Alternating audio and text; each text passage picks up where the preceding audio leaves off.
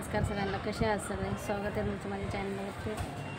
आज काही सकाळपासून व्हिडिओ बनवायला भेटलंच नाही, मला खूप काम होतं. लय उशिरा घरी आले आज. आता किती वाजले? 7-7:30 वाजले. तर दादा कशाबद्दल विचारलं होतं? हा नवरा बायकोबद्दल विचारलं होतं.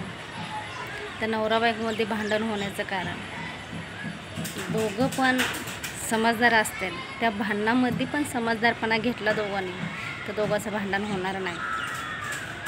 किती भांडण होऊ दे, त्या भांडणामध्ये सुद्धा समजदारपणा पाहिजे की आपण आपल्या बायकोला कोणती भाषा वापरतो, आणि त्या बायकोने विचार केला पाहिजे की आपण आपल्या नवऱ्याला कोणता शब्द वापरतो.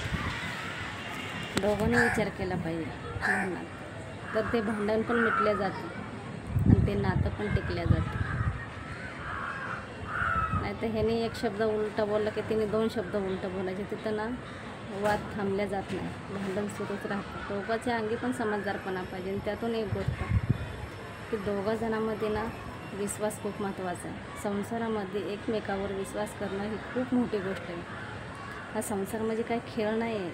हा संसार तोडायला ना 2 मिनटाचं काम नाही. संसार जोडता जोडता अख्खं आयुष्य निघून जातं, तरी ते संसार जोडले जात नाही. कठीण आहे खूप. मुलीचं कसं आहे बाप्पा, काय म्हणतात, मुलगी दिल्या घरी मेली, हेच म्हणतात ना. मग त्या नवऱ्याने पण विचार केला पाहिजे आणि त्या बायकोने पण विचार केला पाहिजे की हा आपला संसार आहे. लोकांचं ऐकून तोडायचा की मोडायचा, आणि किती दुसऱ्याचं ऐकायचं आणि किती नाही ऐकायचं, हे दोघाला पण समजलं पाहिजे. मित्राचं ऐकून, मैत्रिणीचं ऐकून घरामध्ये वाद करायचा काही फायदा नाही त्याच्यामध्ये. आणि खरंच हा माझा व्हिडिओ आवडला ना, आणि काही चुकीचं बोललं असले तरी पण मला कमेंटमध्ये सांगा. माझा व्हिडिओ आवडला तरी पण कमेंटमध्ये सांगा. तर हा विश्वास संसारामध्ये खूप महत्त्वाचा आहे. घरातल्यांचे त्या बाईला घरातल्यांची मनं जिंकणं, सगळ्यांसंग गोड बोलणं,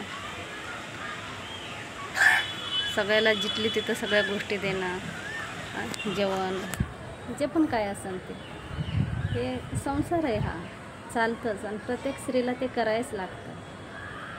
तर नवऱ्याने पण ना समजदारपणा घेतला पाहिजे. नाही तर प्रत्येक गोष्टीत त्या बायकोला हडजड करणं, तिच्या प्रत्येक प्रश्नाचं उत्तर उलटं देणं, तिथं गोडीपणा राहत नाही.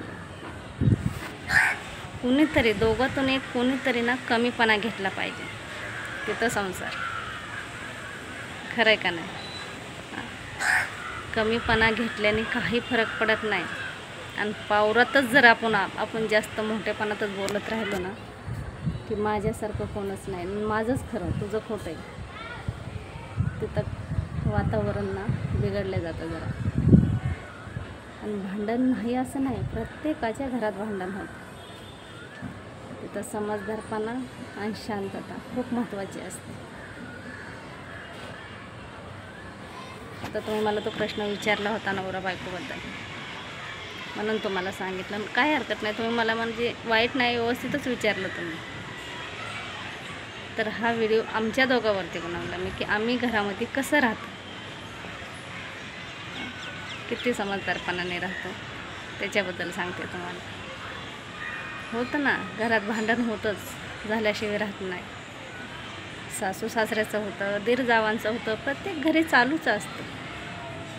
ते लगेच भांडण झालं दुसऱ्याला जाऊन सांगणं, मग त्यांनी आपल्या घरातल्यांना येऊन सांगणं, यांनी घराचा खेळ होणं, हे चांगलं नाही.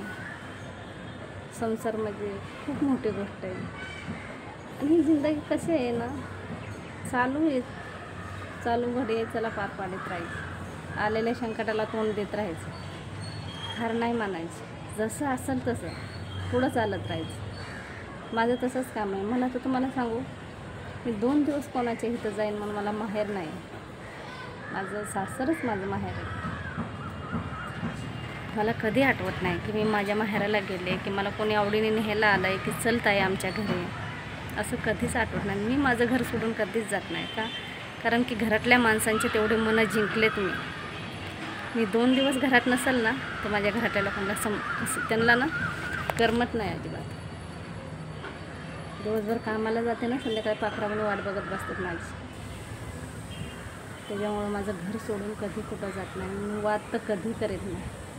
भले किती मला राग आला ना, किती राग येऊ दे, शांत राहायचं. तेवढ्या पुरतं बडबड केली, कोणाला सांगितलं समजून बडबड केली बस. शांत राहणं हे खूप गरजेचं आहे, खरं आहे की नाही.